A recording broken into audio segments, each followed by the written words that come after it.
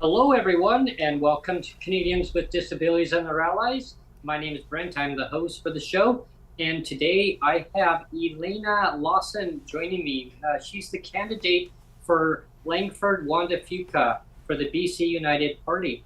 Hello, and welcome to my show. It's great to have you on. Hi, Brent. Thanks for having me.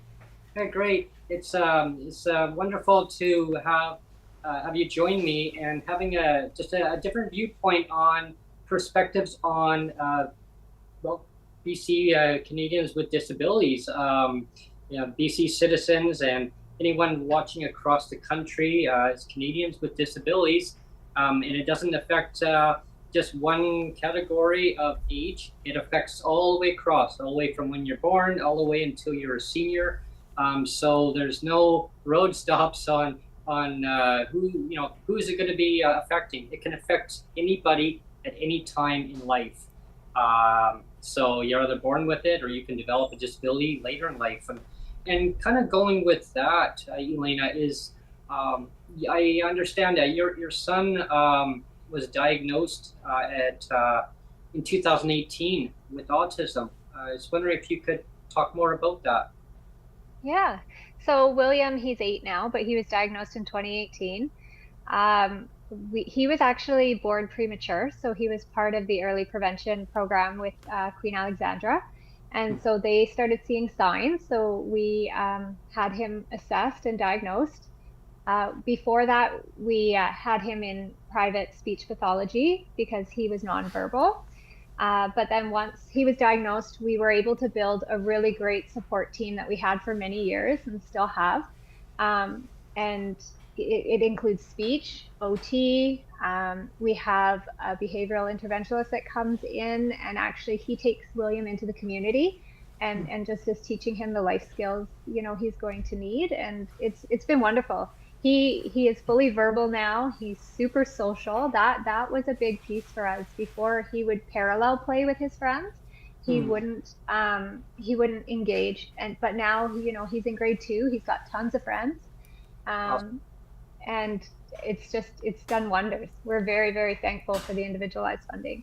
Yeah, talk about it was called pods, wasn't it? They were going to do, was it pods? They called it pods? Oh, hubs. Oh, hubs. That's what it was. So, yeah. So when it was first announced in October 2021, the Minister of Children and Family Development announced these hubs. Then they changed the name to Family Connection Centers. So what was going to happen was, as of spring of this year, 2024, I believe, actually, it was going to sunset. These are just terms that MCFD used. And we were going to lose individualized autism funding, and we were going to be forced into these family connection centers. For me, I was told by 3 specialists, just in passing, that William would have not been able to access these family connection centers because his need wasn't great enough. Oh, wow. So all of this work that we've done and all of his progress, like, this has been huge for him since 2018. And it would have all been wiped out from this change. Mm-hmm.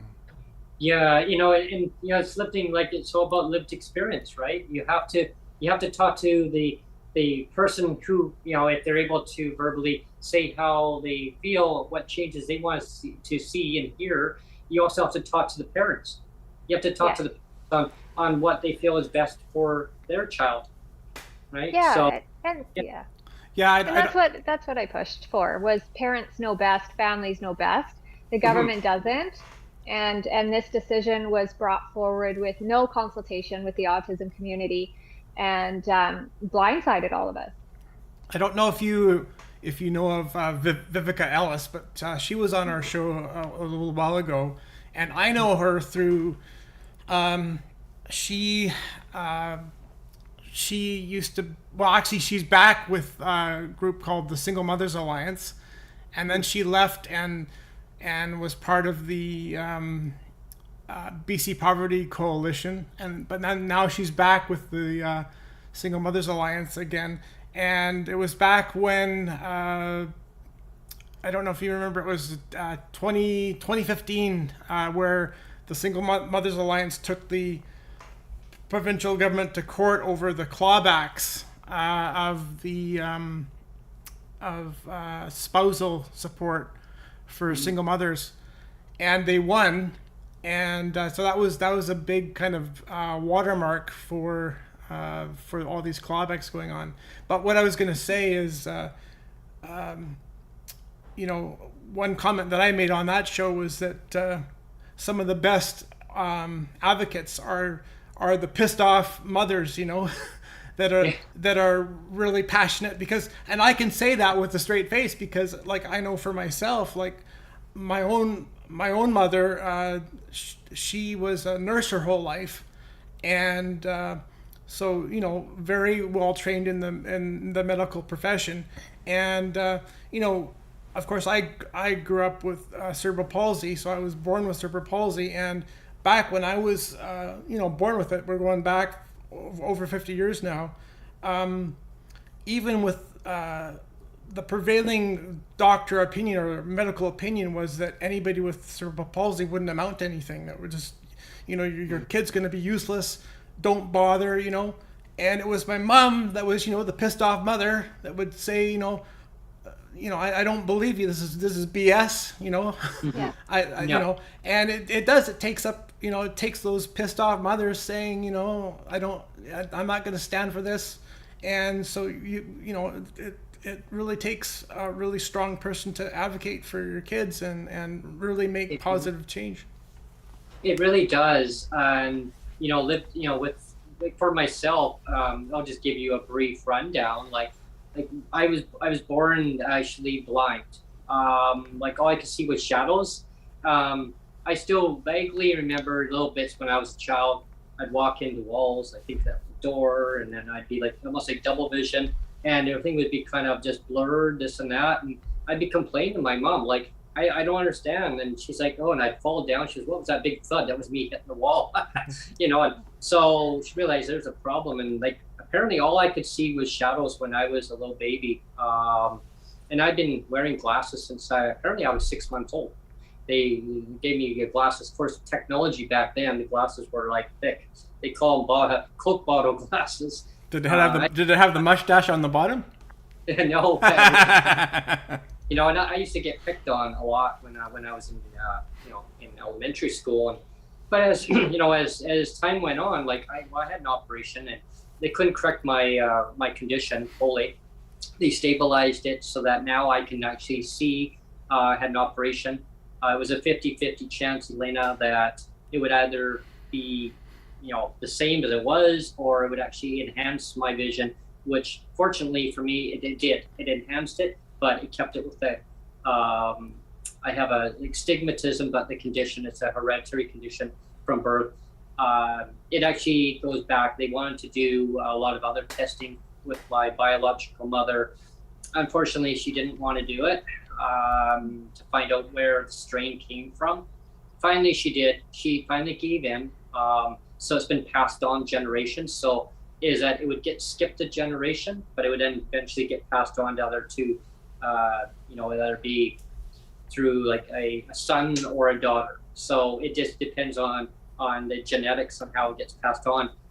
There's studies that are being done. They're still doing research into finding a cure. So far, last time I went to go and get my new glasses, so I got that new look. The doctor was awesome. He knew my condition really well. He said there's still studies being done to this day. There's no cure. However, there is ways of slowing down movement, but that comes down to a tricky operation. And he says, really, like, what you're used to is what you're used to. And so as time went on, I was told academically, no, you won't be able to succeed, and kept saying no. My mom, same thing, Neil, like she fought. She says, no, Brent has the can-do attitude. He will do his best what he can do. And so I went through college, took a lot of programs, business administration. I took hotel management, hospitality, you name it. And even took traffic, customs, and transportation. So I learned a lot about how intermodal, how that industry works through customs. So yeah, it was interesting. However, I didn't succeed on that program. Academically, I found it very overwhelming to keep up with the class due to my learning disability, that it was kind of interconnected with my vision. They don't know how, but it was connected. And then I went through and they decided to do an educational assessment on me to figure out where I'm at, what my knacks are, what would I like to do. Then I was diagnosed through the doctor who was doing the testing, said I had ADHD. Now, not a severe case, but it was prevalent, that learning process, right? And I was just like, oh, great. It's just, yeah, whatever. I just said, I laughed about it. At first I was upset, but I went, he goes, just tack it on, Brent. Doctor says, tack it on to your other disabilities. Hey, I go, yeah, because you're just you.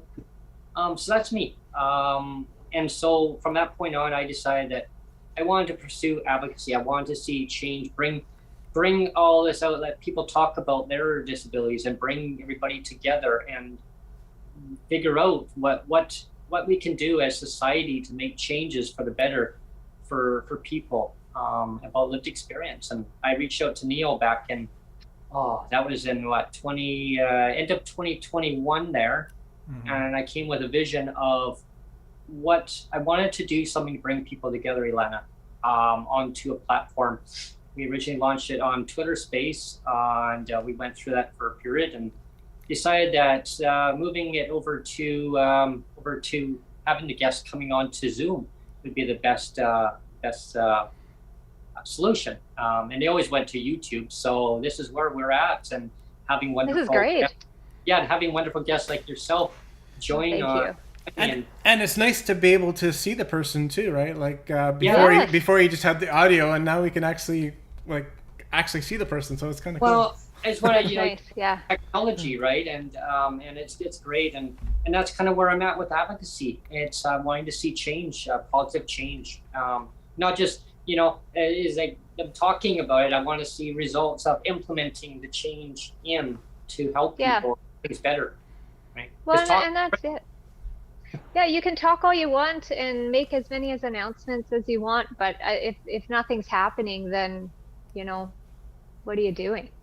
We really need to hold. I think there's a big accountability issue too, right? Because throughout this whole process, and it wasn't just me. I met some amazing families throughout this advocacy, and moms and dads and grandparents who fought every day. Like we fought for a year and a half, 24/7 to save this funding, and we were constantly ignored. We were receiving scripted responses if we got any responses at all. We even received one letter that had different font sizes and colors. So it was a literal cut and paste of two letters, and they put it into one. Like, there was no quality control at all. And it's like, this shows how much you care. And then, Premier Eby came and paused it. And now this is the big thing I really want to say is it was a pause. It wasn't stopped. The 4 pilots are still going through for their trials, and the consultation will run probably until the next general election. And that's strategically done. I know that's strategically done. And I think he just wanted to make the parents go away. And it was quite, what's the word I'm looking for? Angering when he called the minister courageous for what she was doing, and optically on the outside of people who don't live it every day looking in, yes, these family connection centers, the potential was to help all children and youth with support needs. And yes, all children and youth need help and need the supports. None of us in the autism community ever said that no, they don't need help. Absolutely they do. But you don't take away individual autism funding and stretch it thinner than it already is. Like, they weren't even putting more money into this. All they were putting the money into was the bureaucracy. Yeah, I noticed that too. Like when we put up the tweet for your show, there was a person that was piling on to the tweet and saying, well, you guys don't really care. All you really care about is autism funding, and it was just a big pile on. And so I saw that. It always happens. And you know, opinions are valid. Everyone has the right to their opinion. Not once did we ever say that any other disability didn't deserve it. They all deserve the funding. You know, like, we need to have something where individual funding is offered across the board. Like, there's a PMP plan, so a parent and professionals plan that was put forward, and it was actually built by parents and professionals in the field, and it has been presented to the minister. It has been talked about in the House. So it's just, this government just needs to start listening and actually following, like, doing steps to make this happen, because there's still kids out there that are not getting any help at all. Yeah. Elena, like, what is your view on FASD? On fetal alcohol syndrome? Yeah. Well, they need support. These children need the support, just like the rest of the children with support needs. I don't think it's anything, I wouldn't downplay it at all. Like, these children need the support, and we should be giving it to them. Yeah, I know that there's an advocate out there who really pushes about FASD, and so I figure, I would bring that forward and just kind of mention that. And for anyone who's not really sure what FASD stands for, it's called fetal alcohol.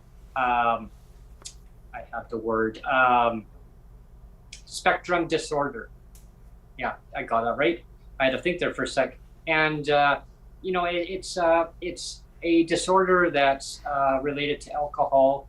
And I'm not a huge advocate on it because I don't know everything about it, but I do know it's connected in so many ways that it affects people with disabilities. It actually brings on a lot of other disabilities too. That and so, I mean, there's so many different types of disabilities, and they all need to be recognized by the government. Absolutely. They need to be focused on, like, use the lens, like, focus on it and saying, okay, how do we work with the parents? How do we work with the individuals and make it a better society for everybody within BC and across the country? I mean, there's so many disconnects, and then we got of course, now we got this Canada Disability Benefit that the feds are working with. Well, who knows what's going to happen with that? But I focus on BC right now because, this is where we need to get the help for Canadians with disabilities within BC.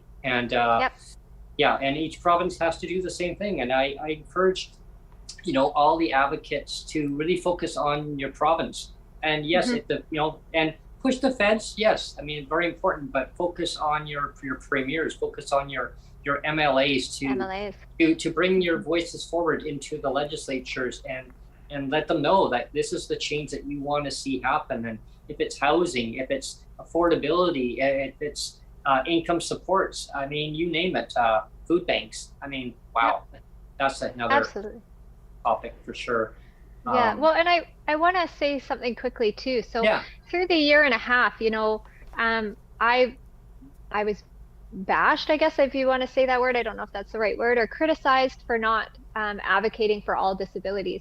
And I did, but I wasn't going to be, my focus was autism because that was my lived experience. And to me, I didn't feel that I could properly advocate for the needs of someone else's child where I don't have that lived experience.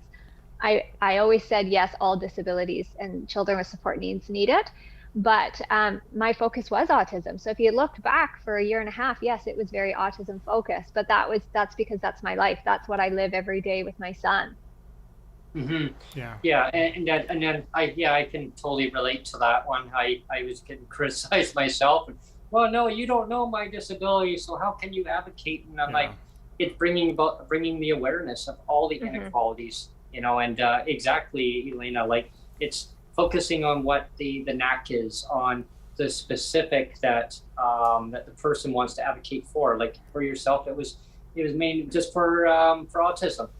Me, it was bringing awareness of all the inequalities, and then let people talk about their own lived experience based on what they're going through on a day-to-day basis in their life. And you and I always get criticized all the time, Brent, with people saying, well, if you're not advocating for this, you're not advocating, or whatever. Like there's always people that crawl out of the woodwork and say, well, don't advocate for this if you're not going to advocate for this. And I was like, what?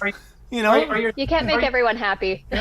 Yeah, or you're speaking for me that you don't know my life. It's like, whoa.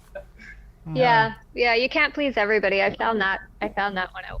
I've learned that in life as I've gone along with different aspects on advocacy and just talking to people, at a bus stop and asking, well, how are you? And what? I don't know you. I'm like, so I just say, how are you?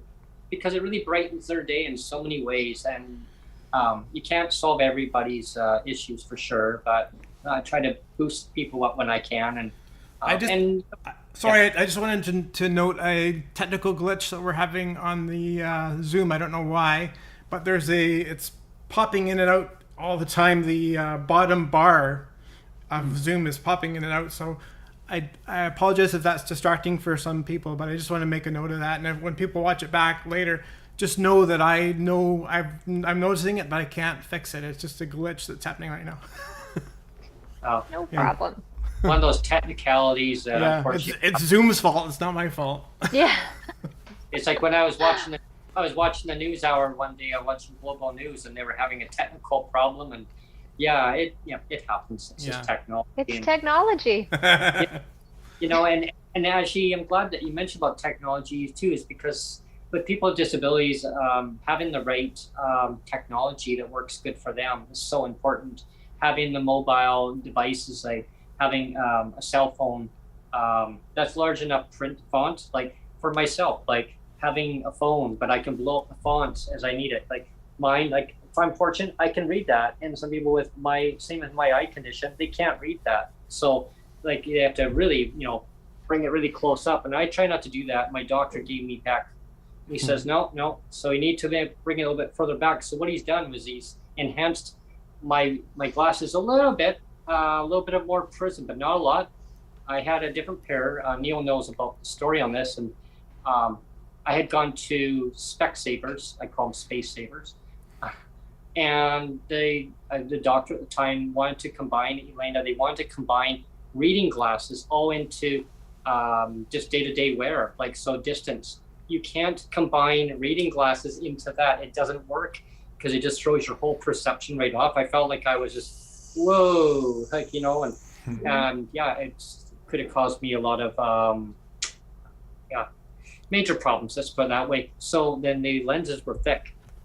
So you put it's an equivalent of, think of like a $2 toonie, okay? Mm-hmm. Now they've reduced it down to basically a 0.25. All the way down. Like you said, you don't need this other doctor at a new look eyewear. And I went there and he reduced it down. He said, you don't need that.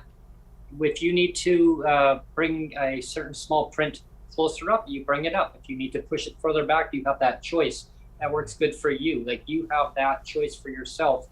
And he says, as you would know better than I do as an eye doctor. Now I've done the testing. Your vision is your vision. That doesn't change. Mm-hmm. How we look at things, we listen to the patient and we say, does this work good for you or does that work good for you?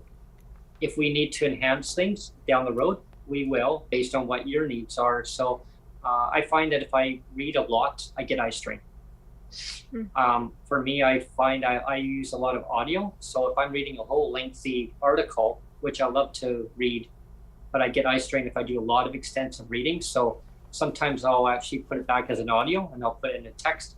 I sit back and just listen to it. Mm-hmm. So, and that comes down to just lived experience. And that anyone watching this, yeah, like whatever works good for you for technology. I find with, like I have an iPad, I bought it and specifically because, well, for my show, I love it. It's great, great investment.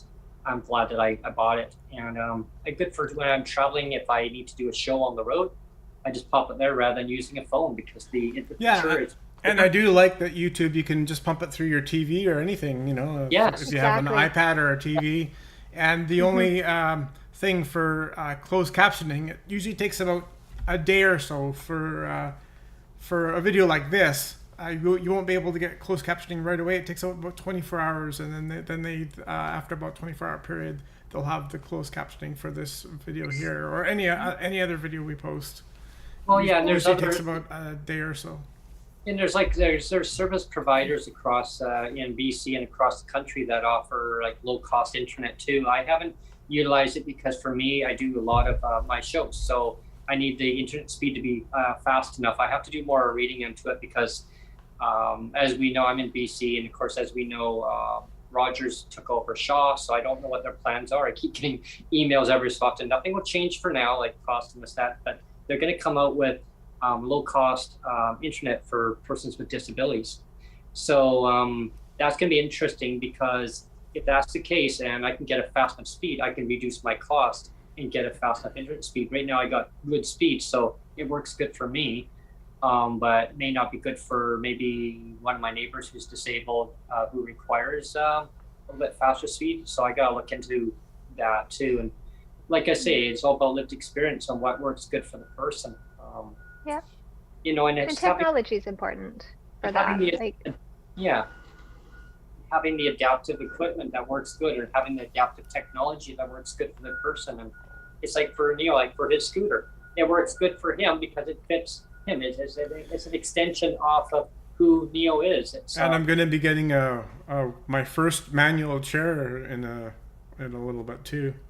Oh wow! I just figured because ever since I fell and I broke my hip that I should have a backup to my scooter. So I'm actually having the government. This is the first time I'm actually getting the government to pay for anything. I don't know. It's a part of it's a pride thing, and part of it's I don't know. It's just like it's. We can talk about this too, but I mean I've always.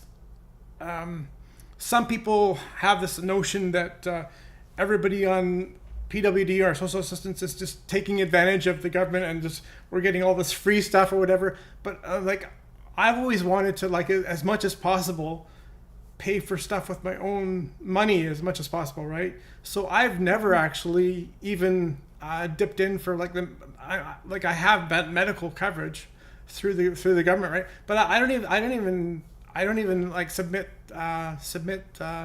receipts to them. This is the first time that I'm actually gonna submit anything and have them pay for anything that I've paid for scooters all out of my own pocket. I've paid for my crutches out of my own pocket. I'm not saying that everybody should do what I'm doing. I'm just saying for me personally, I've always I guess it's kind of like I said, a pride thing, or also too that I never want to feel beholden to the government either, because I don't know if you know this, Elena, but for the last 10 years, the provincial government's been basically stealing away my first wife's, like I got a survivor's pension, right? My first wife passed away. Oh, I'm sorry. And they've been clawing that back as unearned income, right? And so as a matter of principle, like I guess I've just kind of got my back up ever since for the last 10 years, and it's like, well, almost kind of like a screw you. I don't want to be beholden to the government and have it, say, well, we're giving you all this free stuff. Why are you getting mad about us clawing it back your income? So it's kind of a pride thing for me. It's kind of a screw you. Yes. I want to do it myself kind of thing. So actually, this is the first time I'm actually getting anything covered through my medical. Yeah. You shouldn't have to feel like that though. Yeah, so, I know I shouldn't, but it's just it's just a thing that for me personally I've just been pissed off for the last 10 years, and so it's one of those things that just kind of it's a trigger for me. Like personally, it's a trigger for me. So I just wanted to kind of just be like, screw you, I'm just going to do it all myself kind of thing. Well, It's even kind of like me and the bus pass thing. Yeah. Well, we talked about that at the legislature, but you know, and you know, a lot of people who might not live it every day or just hear about the funding we get. So kids under 6 get $22,000 a year, and kids over 6 get $6,000. And people have been like, oh, well, you're just going to go buy Lego. Oh, you're just going to buy toys for these kids. And it's just like, what a waste of money. And you know, no, we're putting this money towards therapies, and some of it might be toys, but it's for, you know, fine motor skills and things like that. And, you know, this funding hasn't been increased for 20 years since it's come into play. It has not been increased. So you look at inflation, you look at everything else. My son William gets $6,000 a year. We pay out of pocket. Like, that funding's gone by August or September, and then we're paying out of pocket for the rest of his services because we can't stop it. But of course, I have to say, are very fortunate that we can do that. There's families out there that have no choice, and you know, just think of a family that has to choose between therapies or rent or any, like, no family should have to be in that situation. Have to make all those choices and sacrifices, and it shouldn't have to. I'm seeing some stuff in the chat. Do we know what is there? Oh yeah, they're just there's people that are complaining about the pop-in of the of the menu at the bottom, like I said.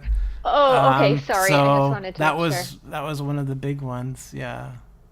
Yeah, you know, and nobody should really have to make sacrifices and choices. Like, the resources should be there to help the parents with their children who have disabilities or adults with disabilities. Like, the funding should be there. There's no reason why the funding can't be.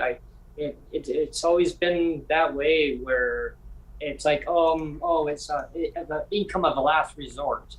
It shouldn't be put on to all the parents and having say, no, you can now just fork all the other costs. Like, look all the money that's got put out to all these CEOs of all these other big corporations. It's all just thrown out there, but not really helping people. No.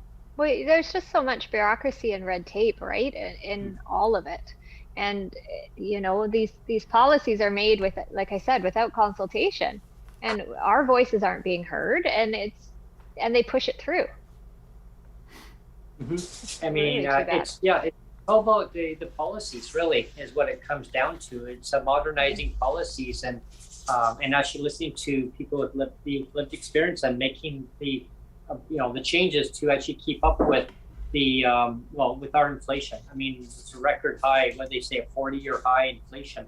We've never experienced. I've never experienced it myself.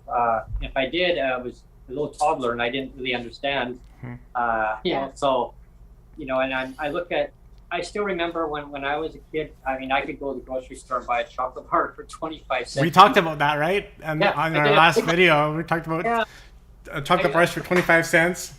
I remember going there, I'd do a paper route, 25 cents, no taxi, Elena, and I'd buy a bottle of pop, and you know, and I was very careful. People like, what? Why would you waste your money? And I'd treat myself once a month, doing a paper route. Chocolate bar, bottle pop, and a bag of chips. It comes to $1.05, including the 5-cent deposit. The store would say, Brent, just bring back the bottle once you've done your paper route, and we'll just give me a $1 bill. That's right. Anyone watching? Yeah, $1 bill. We used to have the paper bill. Paper? What's that? Fun, right? Oh man. Yeah. No, that's actually a good point, though. Like, what's your feeling about combining everything into one check for PWD? By the way, like, I know that's a big sore point for me, and I know also for Brent, is like this idea of like splitting off, like the shelter portion is like going to be, it's $350 now or $375 now. It's going to be $500, and it's going to go up to, and then you have the support portion, and I think they should just throw everything together in one check, and it just would minimize the discrimination. Yeah, it would just minimize everything and not discriminate for people that don't have a fixed address and stuff either. You know. Well, and I think that comes down to, once again, why aren't they asking the people that it directly affects? You know, if it works better for the people who receive it to have it on one check, why not? And then also just think of all the administration stuff that will be eliminated by not having to process two separate checks. Well, because like right now, like PWD who live in market housing, you pay market rent, and so because the way that the system has been set up over for who knows, I mean, when it was first set in, 30, 40 years, maybe, I don't know, 50 years, it just seems forever. It's always been shelter portion. You don't have an address, you don't get your shelter. So with the high cost of rents now, you know, if you don't have an address, well, you don't get that. Well, now you get that $375 taken off your total checks. Now you've got even less to now say to a landlord, hey, you know, I found a place. They'll say, oh, well, this is your total check. Well, I'll get the $375 if you give me a place to rent. And then they start looking at that saying, okay, is that all they give you? Well, we want you to live comfortably. So that all goes into a whole ball game of another thing, because right now, like seniors get safer, okay, and they can live in market housing. They got the RAP program. So people who don't know what RAP is, it's the Residential Assistance Program. So it's for single mothers, single fathers, bringing up their children, but they just don't quite have enough money to pay that market rent. So how that works is that it's a top up to, you have your money, that's a top up, and you give it to your landlord all in one, as you normally would pay your rent. So now that PWD live in market housing, you don't get those two programs. Yeah. Because that's just how it's designed. So if people who are in, say, subsidized housing right now under BC Housing umbrella, now that's where the SAFERS and the RAP still falls under, because it's still under that same umbrella, but PWD don't get it. So exactly, Neil, how you mentioned that is that put under one, they call it, instead of support and shelter, call it, I don't know, I'm just going to throw a name out there just magically, like a pink unicorn. We'll call it Essentials. BC, Essentials is what you said. Essentials. Yeah. BC Essentials or something that, or BC PWD Essentials. So now that same PWD and market housing now can qualify for those other two programs. We'll call it, say, as a RAP, we can call it whatever we want, right? So now it gets extended. People can live and be in the community that they want to be in, and they can still get that same help. Yeah, because right now the way it is right now is you have some, you know, I think it's maybe 10% of all social housing, and maybe more. It seems like pretty small. 10% of that social housing is maybe that PWD can access, right? And the rest are paying market housing. So you know, it's like you have the small section of PWD that are getting the subsidized housing, and you're pitting them up against people that are paying like market. And it's like, is that a fair system where you're catering to 10% and saying, here you go, here's your social housing, and if you know you're lucky you get like $600 rent or whatever, and everybody else is paying like $2,000, you know? Yeah, I've heard that from people. It's not a fair system. I've heard that from people with the criteria. It's so tough. And then also too, it's like I've heard from a lot of people where they try to apply for something like this, and the paperwork is confusing, and then they send it in and it's wrong. So then it's like back out, like, and it's all done by mail, a lot of it. So, and because a lot of people too, like I know BC Housing, the SAFER program, there's an option to renew online. Well, the people that are usually like using the SAFER, are they comfortable on a computer? Are they comfortable submitting something electronically? So then you ask for a paper copy, and how many weeks does that take to get it to your home? You know, and then there's the process of filling it out and sending it back in. There's these huge gaps that are happening where we're not helping. Yeah, and how the advocacy, how I got involved more with that is because I learned about the SAFERS program because my mom, she lived in her house since I was just a little toddler. So I learned about that, and she had applied for SAFERS. So and I said, well, hey, how come I can't have that? Well, so she went to her worker at the time. Well, her worker at the time, who handled seniors supplement, was my worker at the time. And I said, well, how come I can't have what she's having? Brent, because the system is set up that way. Why?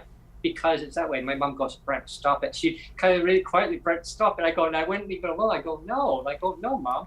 I said, answer the question of why. She goes, because the system is designed that way. I go, why is it designed? It's broken. That's not an answer. And she goes, it's broken. And I said, it is broken. And she goes, I just work here. And she says, you should be able to have what she's having. But it's based on the household income. So here's the situation was my brother and I were living with her. It was either I stay or my brother had to go. And because the income household was too much.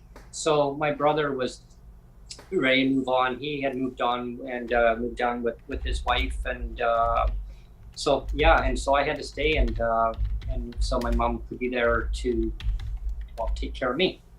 So it was just how, like I say, it's a systemic problem. And I didn't know much about it, but the system was broken then. And it's just got worse with affordability. And, you know, Elena, like the government right now is like when they got elected in 2017, they gave $100 right away. Okay, and that's great. I mean, kudos to them on that. In 2018, though, they didn't give any money because they said, well, we restored the bus pass. $45 a year bus pass. They didn't restore it. But I had media reach out to me. I have some media pals that I know. And so they reached out to me and they, Brent, did they actually restore the $45 a year bus pass? Because that's what they're telling me. I go, no, they did not. I said, what they've done is that they've given the choice where you can choose. You can have $52 or you can have a bus pass. You can have either or. Now, with the cost of living going so high, rent's high, hydro's high, everything, clothing, you name it. I mean, people opt out and they say, no, I need the $52. Maybe I need to go and take a taxi because the transit doesn't take them where they need to go to. Well, then that's a one-shot deal. That your transportation's gone already for, now what do you do, right, for the rest of the month? So that's why I advocate to bring back the bus pass. And what I'm wanting to see is give everybody back that bus pass, $45. If you have to pay administration fee once a year, $45, and have all the travel throughout the year, fine. And then just give them the $52. Let them keep the 52. It's there. But so what they did was they didn't give an increase in 2018, but 2019 they did. Well, here's $50.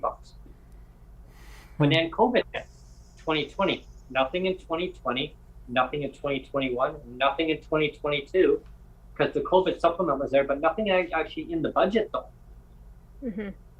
But in 2023, February 28th, 2023, this year, they made an announcement they're going to get back $125, but you got to wait until July 19th. But why are you waiting?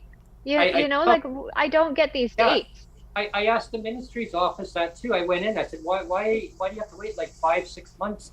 I don't know. And they even said too, I don't understand why they didn't just issue it out right away. Like, why are they making the recipients wait? And I said, do you know? No, I don't know. Is there any other questions? I go, no, I was just wondering about that. Because we had to go in, because Sonia had to get a medical form to get for transportation because she had to go and see her specialist. And so I asked that question. And the answer was, I don't know. I don't know why the long wait. So just another pink, it's just another pink unicorn. I mean, it's like the supplement, it was there and then they gave back 175 of it, but they didn't give back the whole 300. So here's 125, but you gotta wait till July 19th, but now it's in their mandate. It's in their mandate that they did a report that came out January 28th, 2021. I know, because I've read through it and I post it out every so often just to remind them, like, it's in your mandate. It says right there, $300 to make it, to bring it back. Now, I'm thinking the crystal ball tells me they're going to bring it back next year. I think you're going to start seeing a lot of promises coming up from them just before the next big election. Well, yeah. I mean, you and I have talked about this too, Brent, just recently, when the at the last election on 2017, and everybody and their dog, remember I was telling you, everybody and their dog in the NDP caucus was saying the first thing to do when if we get elected and we get into office, we're gonna remove all the clawbacks. We're gonna take away all the clawbacks. And it wasn't just Horgan saying it. It wasn't just one or two MLAs saying it. It was everybody and their dog was saying it, right? And and I went to Harry Bain's office here in Newton. Like I sat across from at his desk, like I was basically, at arm's length away from the guy. I was sitting at his desk and giving him the whole rundown of the clawback of my survivor's pension. He says, first thing we're going to do is we're going to remove all the clawbacks. And everybody and their dog was saying it. Literally everybody and their dog was saying it. And what happens when they get elected? Like nothing. It's like they all have amnesia. It's like, what? We didn't say that, did we? That's why you send an email and get it in writing. It's just crazy. Yeah. No, it's crazy. Well, the clawbacks don't need to exist at all. I mean, that's just, I don't even understand why they're even there. It makes no sense because, really, it really affects a person's life. I mean, I'm glad that you mentioned about the 300, Neil. Like you had mentioned about like the giving back, money, at a certain time. But here's the thing, Elena, is I lived in Langley. I lived in a really nice place. I saw it getting built. Sonia and myself, we looked at this place, and I thought, good, it's accessible. They had a good ramp going all the way up, and you had a fob. You could touch it, boom, the door open. And it was good for me, like for accessibility wise and everything. Like everything that I needed was there. And the management was so excited, like, yay, hey, this is your place. And I thought, wow, because I said, well, wouldn't it be nice to live in this nice place? Oh, we could do it because we had the $300. And there was talk about it at the time that to make it permanent. There was no, at the time, I didn't realize, but it was already in the mandate letter that actually said to make it permanent. Now, the premier at the time, he said he would keep advocating to try and make it, make it permanent. And of course, I didn't realize that it was already in there, right? But the fact is, they took it away, right? They had it going until the end of December, and then they made it half. At that time, I looked at it, and I started seeing costs going up. And I thought, oh, if they get rid of this, because that was the plan, they were going to it was going to be gone. So now, like, here you go. This is going to change your life. You can now buy good food. You can actually have a nice, good place to live. And my management had said, wow, okay, great. So you can have this place. It was $1,510 at the time. We had one unit. Unfortunately, the management, we didn't realize, but they flipped the unit over. They got a whole floor out.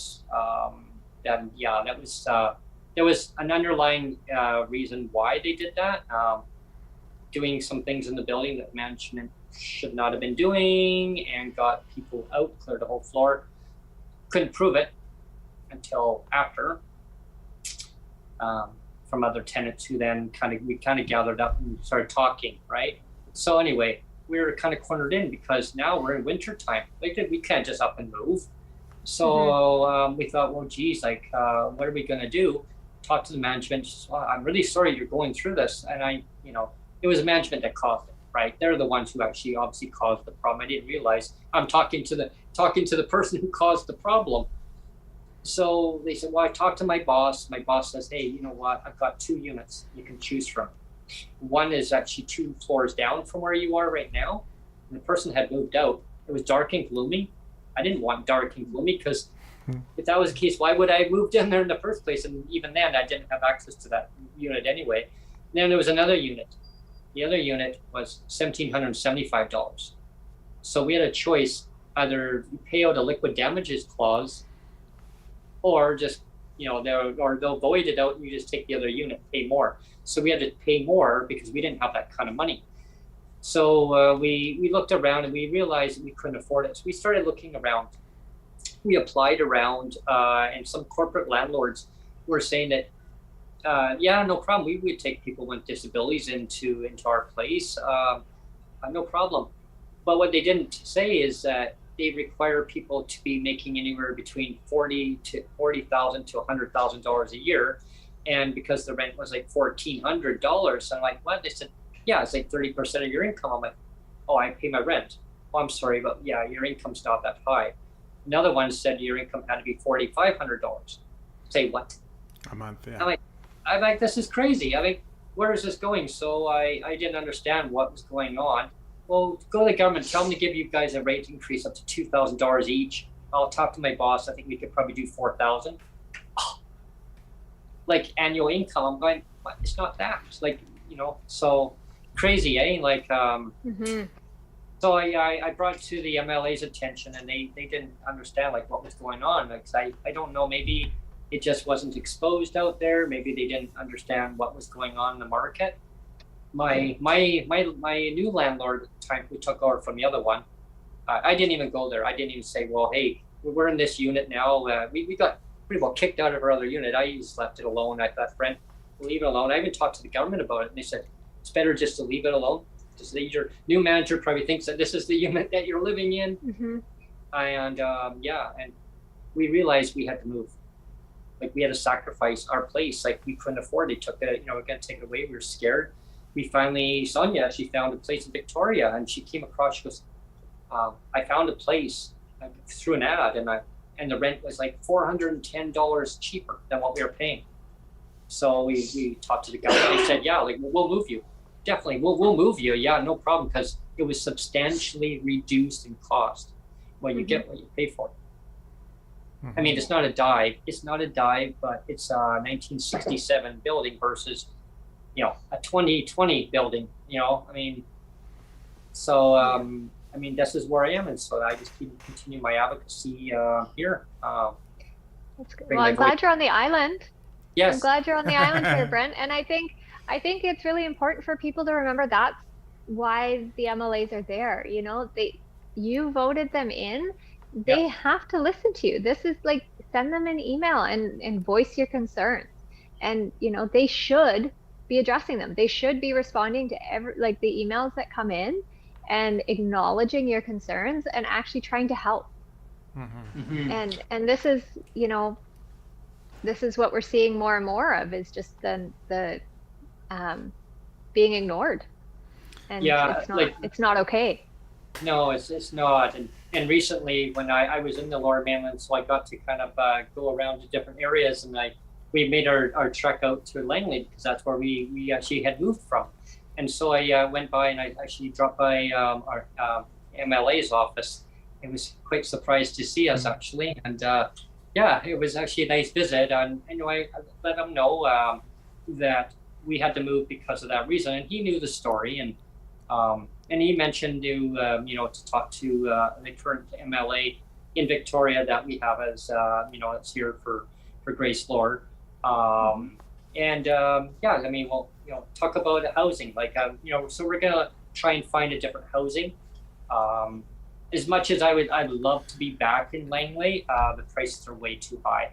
Like, I was looking at some of the prices right now, and they're just way too high. I mean, the last video you did I thought was really good. I mean, you spoke from the heart, but then somebody made a kind of a joke comment saying, well, I want to live in a penthouse in Beverly Hills of Vancouver or whatever, and I mean, that's not the point of the video. It's like, I don't think anybody on PWD is expecting that the government give us all these handouts that we can afford to live in like $3,000 suites.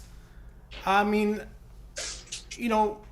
when you say you want to be able to live in Langley, Langley's not like a ritzy area. There should be housing available in basically any area that anybody wants.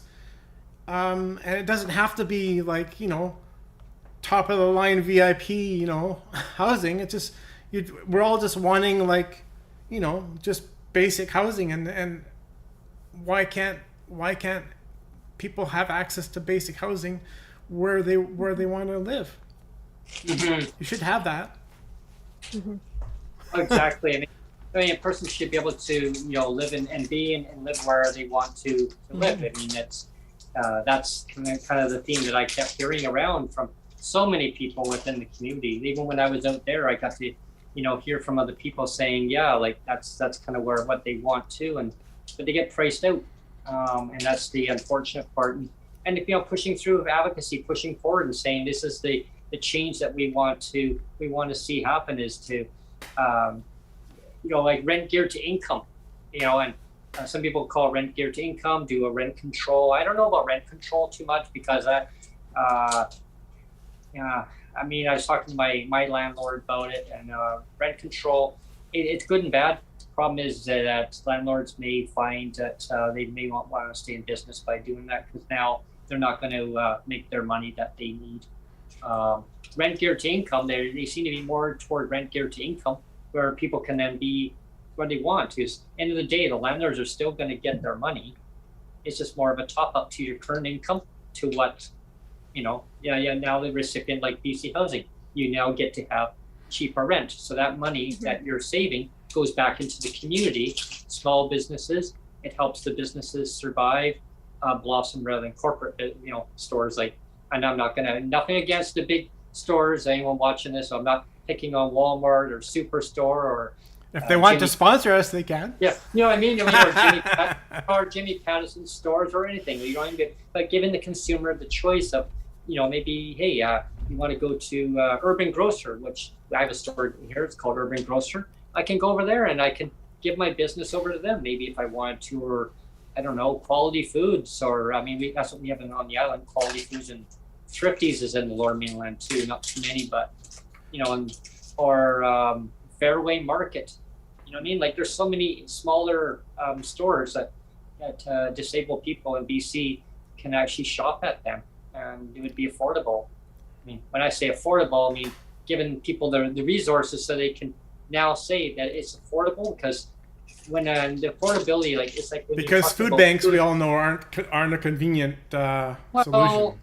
Yeah, people should have the resources that they can make the choice for themselves. If they want food bank, then but people should have the financial means to make that choice that's good for them, because you can buy healthy food if you have the resources.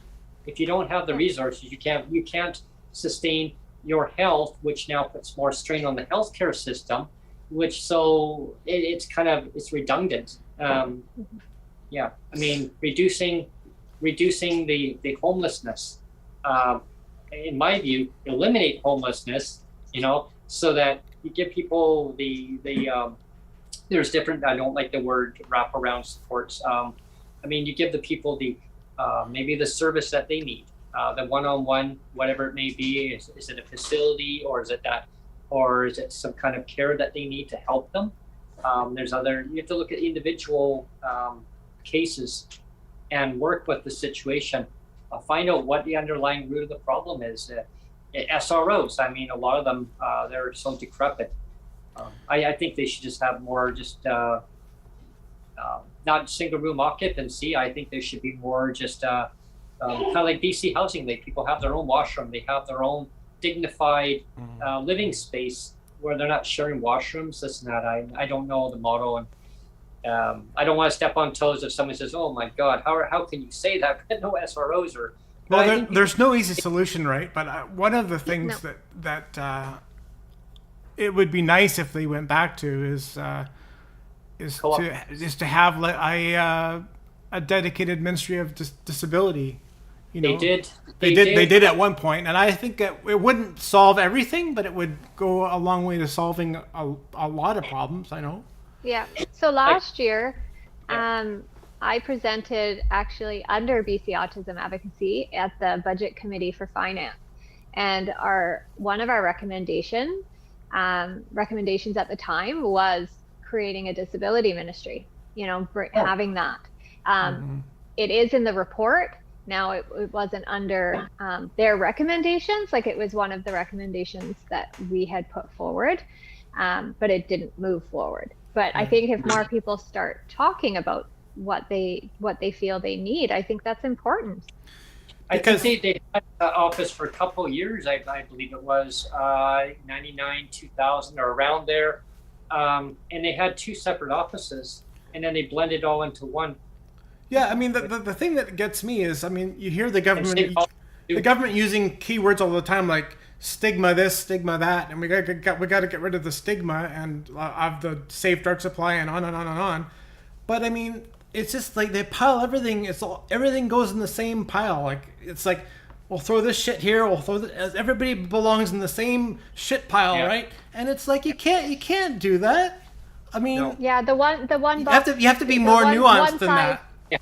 yeah, the one Yeah. size fits all. That's what I was Yeah. going for. The one size Yeah. fits all approach for all the files it doesn't work. It doesn't work. No. It doesn't work. Yeah. It's Like, like and we're going to keep running into this roadblock if we keep doing this. it's like the same one policy for you know, you got income assistance, you got people with disabilities, and then they have a one where if you have a bunch of income to report, then it says that there's an item on there. I know there's one of the advocates out there, he's watching, he'd be like, "Yay, Brent, thanks for saying it." But there's a part on there, it says, do you have a warrant for your arrest? Yeah. Have you been incarcerated? Are you kidding me? When's the last time you were in jail? You know. Yeah, like really? Like, That's on their monthly report every month. yeah. You know. Wow. So it's just crazy. But you know, now the ministry says, well, like they've stopped doing that for many years now. They say, you know, if you don't have anything to report, there's no need to submit anything in. I mean, if you have employment or any you know, any major income to report, any changes, like anything big, then yeah, report it. But yeah, I mean, that one spot on there, I mean, really, like that's so outdated. Like it's archaic. We are coming right up against the clock here, Brent. So I didn't know if we wanted to run last minute comments. Sure. Yeah, I'll put the mic over to Elena and can start there. Oh, well, thank you for having me today.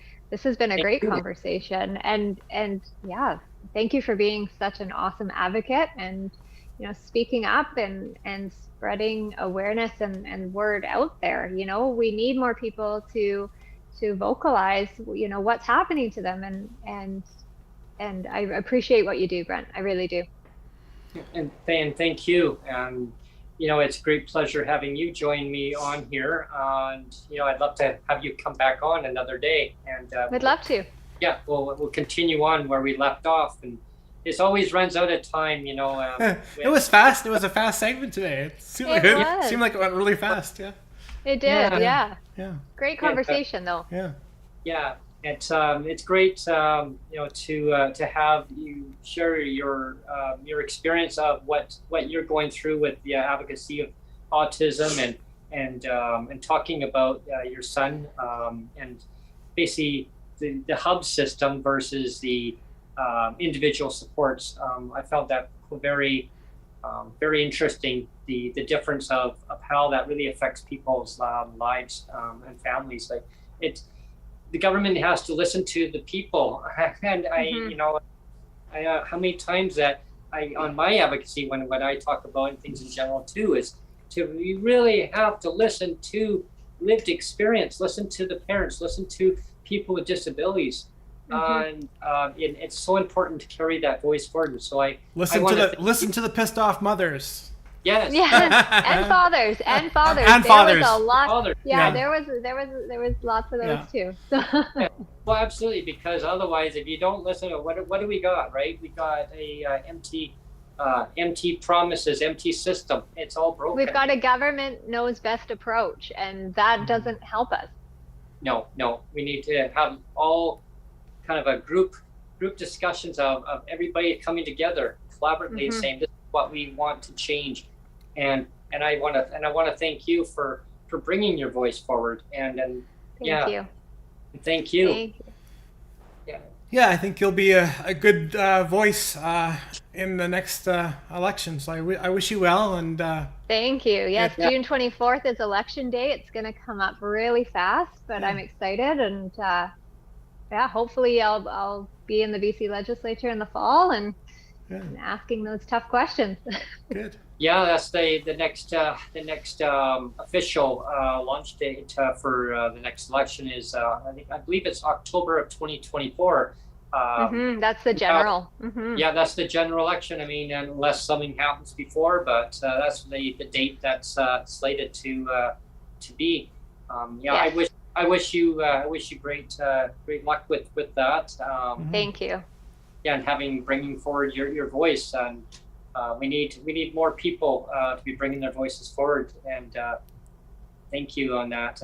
And for my closing remarks is I want to thank everybody for tuning in today, and I look forward to having Elena Lawson come back on. We're going to continue on the show day. So tune in to the announcement on that. And so anyone watching today, I want you to subscribe to Neil Matheson's YouTube channel, and you'll see all my segments of the shows that I've had on. Breaking with Brent segments, Coffee Time with Brent. That's my new. That's a good one. My new segment that I've launched, and that's just more of just a relaxed and one where I come and I sit back and I have my coffee and maybe I'm sitting in a park and I'm just enjoying listening to the birds, chirping or whatever. Maybe I strike up a conversation. But in order to do so, you need to subscribe, like, share, click, all of the above. And just go to Neil Matheson, look for him on YouTube, and you'll see all the shows. And that way you'll know when people like Elena Lawson come on. You'll know when I have other guests coming on. You'll know when Elena's going to be coming back on again. So in order to do so, please subscribe. Thank you so much. And I'm going to pass the mic over to you, Neil. I just wanted to say again, apologies for the Zoom glitches on the bottom bar. You'll see it if you play it back. It's annoying. I wasn't able to get rid of it. So that usually isn't the case. So I apologize for that. But yeah, it was a good show. Yeah, it's always great having different voices for advocacy coming and joining on the show, hearing different perspectives on viewpoints. And that's what it's all about, is listening to people with lived experience, parents, individuals, people with disabilities, either people that have a disability, you're a parent who has a child who has a disability, or you're a person with a disability. Reach out to us if you'd love to come on to the show and talk about what impacts your life. I'd love to have you join on the show. So don't feel afraid to reach out to myself or Neil, and we'll arrange a time and a day to have you scheduled in. I want to thank everyone for tuning in today. I hope you enjoyed today's segment. There's always great content. So Thank you so much, everyone. Okay, bye, Aaron. Thanks.